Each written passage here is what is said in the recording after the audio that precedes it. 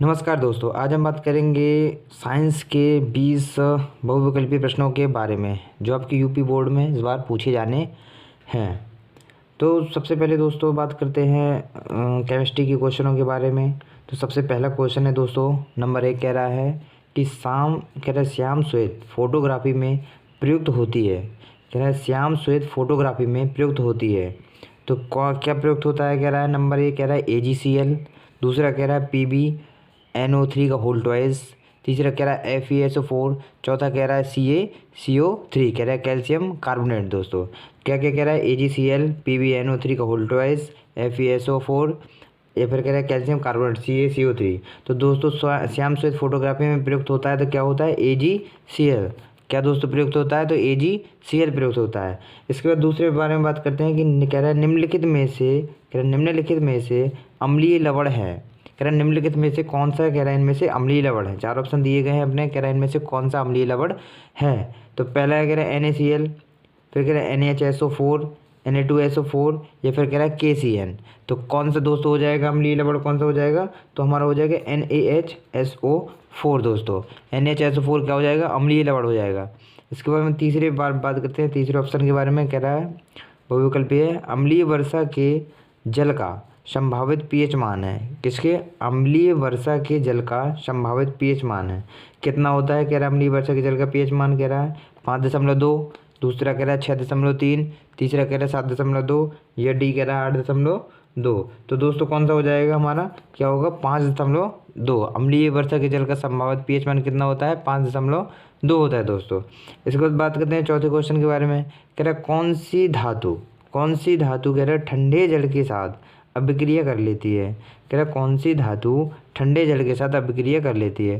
तो पहला कह रहा है कॉपर है, ये कह रहा है आयरन अपॉन लोहा, या फिर कह रहा है सी नंबर कह रहा है मैग्नीशियम अपॉन जस्ता, या फिर कह रहा है सोडियम अपॉन कैल्शियम। तो दोस्तों कौन सा होगा? तो कह रहा हो सोडियम अपॉन कैल्शियम होगा। ये धातु होती है, ये ठंडे जल के साथ अभिक्रिया कर लेती है। इसके बारे में बात करते हैं दोस्तों। पांचवा क्वेश्चन क्या कहता है? पांचवा क्वेश्चन कह रहा है कि एसीटोन का, किसका? एसीटोन का IUPAC नाम है। कह रहा है एसीटोन का IUPAC नाम क्या होता है दोस्तों? तो एसीटोन का IUPAC नाम क्या होगा? कह रहा है ब्यूटेनॉन होगा, या कह रहा है प्रोपेनॉन होगा, या ब्यूटेनॉल होगा, या कह रहा है प्रोपेनॉल होगा। तो एसीटोन का दोस्तों IUPAC नाम क्या हो जाएगा? तो प्रोपेनॉन हो जाएगा दोस्तों। क्या हो जाएगा? प्रोपेनॉन हो जाएगा। इसके बाद बात करते हैं अगले क्वेश्चन के बारे में। कह रहा है निम्नलिखित में से, क्या कह रहा है? निम्नलिखित में से कौन सा तत्व धात्विक है? कह रहा है निम्नलिखित में से कौन सा तत्व धात्विक है? तो पी कह रहा है पी है, या फिर कह रहा है हीलियम है, या लिथियम है, या फिर सल्फर है। दोस्तों कह रहा है कौन कौन से? ये कह रहा है फास्फोरस, या फिर हीलियम, लिथियम, या फिर सल्फर है। तो कौन सा तत्व दोस्तों धात्विक हो जाएगा हमारा? तो ये हो जाएगा हीलियम। कौन सा हो जाएगा दोस्तों? सॉरी हीलियम नहीं दोस्तों, लिथियम हो जाएगा। कौन सा हो जाएगा? लिथियम तत्व क्या हो जाएगा हमारा? धात्विक तत्व हो जाएगा। इसके बाद बात करते हैं अगले क्वेश्चन के बारे में। कह रहा है हरित लवक के स्ट्रोमा में, किसके? कह रहा है हरित लवक के स्ट्रोमा में कौन सी क्रिया होती है दोस्तों? कह रहा है हरित लवक के स्ट्रोमा में कौन सी क्रिया होती है। तो दोस्तों कौन सी क्रिया हो जाएगी? तो कह रहा अप्रकाशीय अभिक्रिया हो जाएगी। कह रहा हरित लवक के स्ट्रोमा में कौन सी क्रिया होती है? कह रहा प्रकाशीय है, या अप्रकाशीय है, या ए और बी दोनों है, या फिर इनमें से कोई नहीं है। तो कौन सी हो जाएगी दोस्तों? अप्रकाशीय अभिक्रिया हो जाएगी। इसके बाद बात करते हैं अगले क्वेश्चन के बारे में। कह रहा है कि जठर रस का, किसका दोस्तों? कह रहा है जठर रस का pH मान होता है। किसका? जठर रस कह रहा है स्रावित होता है। जठर रस कौन स्रावित करता है? कह रहा है अग्न्याशय, या कह रहा है पित्ताशय, या अमाशय, या यकृत से। तो जठर रस कहाँ से स्रावित होता है दोस्तों? तो हमारा अमाशय से। कहाँ से होता है दोस्तों? अमाशय से जठर रस का स्राव होता है। अमाशय से जठर रस का क्या होता है? स्राव होता है। इसके बाद अगले क्वेश्चन के बारे में बात करते हैं। कह रहा है कि अगला क्वेश्चन क्या कह रहा है? कह रहा है यकृत स्रावित करता है। यकृत कह रहा है स्रावित करता है। किसका स्राव करता है? लार का, या जठर रस का, या पित्त रस का, या फिर कह रहा है अग्न्याशयी रस का। तो जठर कह रहा है यकृत स्रावित करता है। किसका कह रहा है? लार का, या जठर रस, या पित्त रस, या फिर कह रहा है अग्न्याशयी रस का। तो दोस्तों किसका स्राव करेगा यकृत? तो कह रहा है पित्त रस का स्राव करता है दोस्तों। किसका? यकृत स्राव करता है, पित्त रस का स्राव करता है। इसके बाद अगले क्वेश्चन के बारे में बात करते हैं दोस्तों। कह रहा है DNA, क्या कह रहा है? DNA पाया जाता है। DNA किस में पाया जाता है? कह रहा है DNA पाया जाता है नंबर 1 कह रहा है कोशिका द्रव्य में, या कह रहा है केंद्रक में, या फिर कह रहा है केंद्रिका में, या केंद्रक में। मतलब कह रहा है केंद्र कोशिका द्रव्य में या फिर केंद्रक द्रव्य में पाया जाएगा, या केंद्रिका में या केंद्रक में। तो किस में पाया जाएगा दोस्तों? केंद्रक में हमारा पाया जाएगा। डीएनए किस में पाया जाएगा? तो केंद्रक में पाया जाएगा। इसके बाद अगले क्वेश्चन के कह रहा है अलैंगिक जनन क्या है? अलैंगिक जनन मुकुलन द्वारा होता है। अलैंगिक जनन क्या है, किसके द्वारा होता है? कह रहा है मुकुलन द्वारा होता है। किससे होता है? अमीबा में या ईस्ट में या प्लाज्मोडियम में या कह रहा है लेशमानिया में। तो दोस्तों किस में हो जाएगा हमारा अलैंगिक जनन? ईस्ट में होता है दोस्तों। अलैंगिक जनन किस में होता है दोस्तों? तो कह रहा है ईस्ट में। इसके बाद दोस्तों अगले क्वेश्चन के बारे में बात करते हैं। 12वां क्वेश्चन है, कह रहा है पुरुष में लिंग गुणसूत्र होता है। किसमें किसमें? कह रहा है पुरुष में लिंग गुणसूत्र होता है। कह रहा है एक्स वाई होता है या एक्स एक्स होता है या वाई होता है या फिर कह रहा है एक्स होता है। तो कह रहा है पुरुष में लिंग गुणसूत्र होता है। तो दोस्तों क्या हो जाएगा हमारा? एक्स वाई होगा। क्या हो जाएगा? एक्स वाई हो जाएगा।